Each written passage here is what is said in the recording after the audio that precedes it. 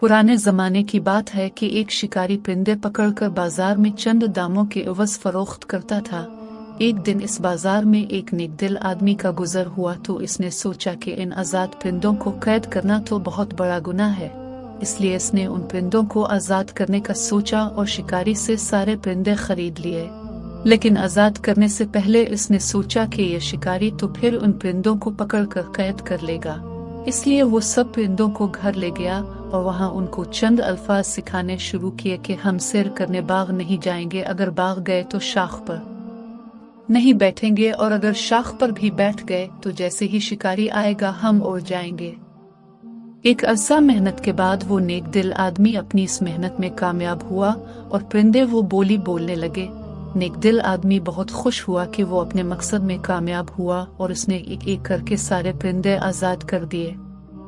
अब हुआ यूं कि दूसरे दिन सुबह सवेरे जब शिकारी बाग में परिंदे पकड़ने गया तो क्या देखता है कि परिंदे शाखों पर बैठे गुनगुना रहे थे कि हम सैर करने बाग नहीं जाएंगे, और अगर बाग गए तो शाख पर नहीं बैठेंगे, और अगर शाख पर बैठ गए तो जैसे ही शिकारी आएगा हम उड़ जाएंगे। शिकारी ये देखकर बहुत खुश हुआ कि अब तो उन परिंदों की वो मनमांगी कीमत वसूल कर सकेगा, और यूं इसने वो परिंदे पकड़कर महंगे दामों फरोख्त कर दिए।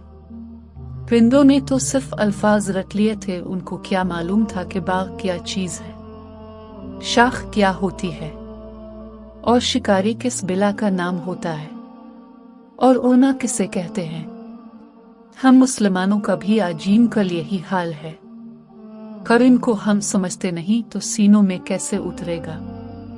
बस रटे रटाए अल्फाज हैं जिसे हम नमाज में पढ़ते हैं, बरकत के लिए पढ़ते हैं, मुसीबत के आने पर और सफर पर जाने से पहले, और रमजान के रोजों में खालिस सवाब की नियत से हम इन रटे हुए अल्फाज का विर्द करते हैं। इन परिंदों की तरह हमें भी कानून के इस किताब की समझ ही नहीं कि अल्लाह ताला ने इसमें हमसे क्या मुतालिबात किए हैं, कौन से अहकामात दिए हैं और किन चीजों से रोका है, कामयाबी के रमूज क्या हैं और खसारे का रास्ता कौन सा है, हमारा दोस्त कौन है और हमारा दुश्मन कौन है। जब ये हाल होगा तो शिकारी बातिल कुव्वतें हमें देखकर खुश भी होगा और अपना गुलाम भी बनाएगा। हमें बहैसियत मुसलमान अपने आप पर गौर करना चाहिए और आज से ही कुरान मजीद का तर्जुमा खुद भी पढ़ना शुरू कर देना चाहिए और अपने बच्चों की पढ़ाई का भी लाजमी हिस्सा बनाना चाहिए।